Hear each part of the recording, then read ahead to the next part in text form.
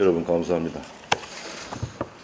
문재인 정부가 조국 사태에 대한 국민 분노를 덮기 위해서 지소미아를 파기하는 것을 보고 현 정권이 정치적 이익을 위해서라면은 국익까지 망가뜨리는 국익 파괴 정권이자 국민을 깔보고 우습게 보는 파렴치한 정권, 그리고 후한무치한 정권임을 새삼 알게 되었습니다. 조국 후보자의 그동안의 언행과 인성을 놓고 볼 때에 자기 잘못을 알고 자진 사퇴할 만큼 염치나 분별력이 있는 사람은 아닌 것 같습니다. 조국을 발탁할 사람이 결국 문재인 대통령인 만큼 이번 조국 사태의 핵심은 결국 문재인 대통령입니다. 대통령이 조국이라는 사람을 잘못 보고 후계자로 정한 것 같은데 결국 대통령이 조국의 이중 인격에 속았다고 봐야 하겠습니다. 문재인 대통령은 지금 당장 후계자 조국을 포기하고 지명을 철회하는 것이 국민에 대한 도리이자 예의라고 생각을 합니다. 조국이 서야 할 곳은 청문회장이 아니라 검찰의 포토라인입니다.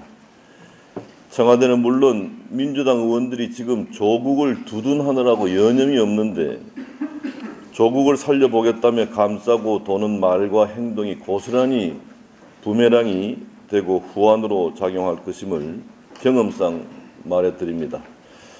특히 이재정 경기도 교육감의 궤변이 저질 교육감의 수준을 적나라하게 보여주었고, 또 김대중 대통령을 하늘처럼 모셨던 박지원 의원이 김대중 대통령을 그렇게 맹비난했던 조국을 원호하는 모습이 참 저는 애처롭게 보이기도 했습니다. 문재인 정부의 지소미아 파기는 상식적으로 도저히 납득이 가지 않는 국익보다는 정치적 이익을 우선한 안보 자살골로서 우리 안보의 버팀목인 한미동맹이 와해되는 시작점으로 봐야 하겠습니다. 지소미아를 주도한 것은 미국으로 한미일 세 나라를 중국과 북한에 대응할 수 있는 공동의 안보 축으로 묶는 매개체가 바로 지소미아였습니다. 미국의 주요 관리들이 잇따라 방한해서 지소미아 연장을 촉구한 것도 지소미아가 미국, 일본, 한국의 안보를 튼튼히 하는 상징과도 같았기 때문입니다. 그런데도 문재인 정부는 지소미아 파기 결정을 내렸고 미국도 이해했다고 거짓말까지 하면서 국민을 속였습니다. 이것은 실질적으로는 한미일 삼각 안보 체제에 더 이상 묶이지 않겠다는 문재인 대통령의 의지 표명으로 봐야 하고 김정은의 요청을 수용한 것으로 저는 생각을 합니다. 폼페이오 장관이 우리는 한국이 지소미아와 관련해서 내린 결정에 실망했다고 말하고 미국 국무부가 미국은 문재인 정부가 지소미아를 연장하지 않는 데 대한 강한 우려와 실망감을 표명한다고 얘기해서 문재인 정부의 거짓말이 들통났음에도 불구하고 현 정부 내에서 그 누구도 하나 책임지고 사과하는 사람조차 없습니다. 지정학적으로 대한민국에서 안보와 경제는 동전의 앞뒷면과 같은 존재로서 우리 안보가 흔들리면은 우리 경제가 크게 충격을 받게 되어 있습니다.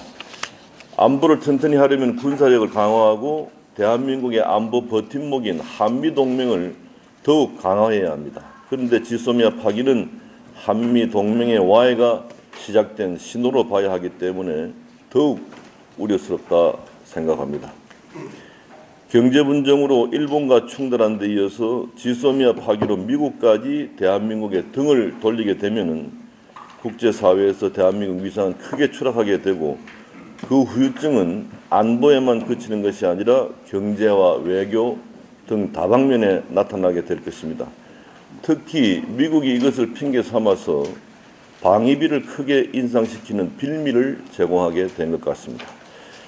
극단적으로 미국이 경제와 외교 그리고 양국 간 인적 교류 측면에서 여러 가지로 대한민국을 매우 힘들게 할 수 있는 만큼 문재인 정부는 지금 당장이라도 지소미아를 다시 살리는 것이 국익을 위한 최선의 결정이라는 점을 말씀드립니다. 문재인 정부가 들어선 이후에 민생, 경제, 안보, 외교 문제는 물론이고 이번 조국 사태에서 보듯이 인사 문제까지 참사가 일어나지 않은 곳이 없습니다. 대한민국이 이러다 망하는 것이 아니냐고 걱정하는 국민들이 굉장히 많아지고 있습니다.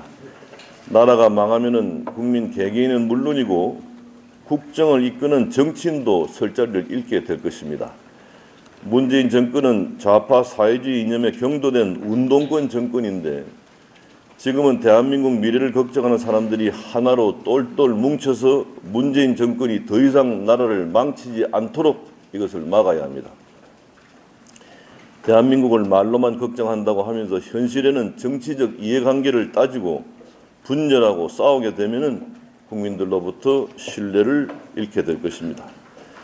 정치는 국민의 마음을 얻는 것인 만큼 지금은 나라를 구하겠다는 일념으로 모든 사심을 내려놓고 국민들이 고개를 끄덕일 수 있는 미래 비전을 제시하고 뭉쳐야 할 시점입니다.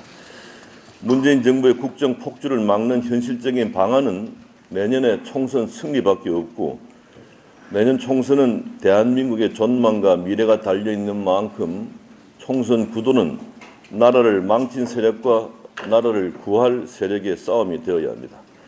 만약 우리가 통합을 이루지 못하고 분열되어서 내년 총선에 지게 되면은 이것은 좌파 정권의 장기 집권을 도와주는 꼴이 되고 우리 모두 국민과 역사 앞에 씻을 수 없는 죄를 짓게 될 것입니다.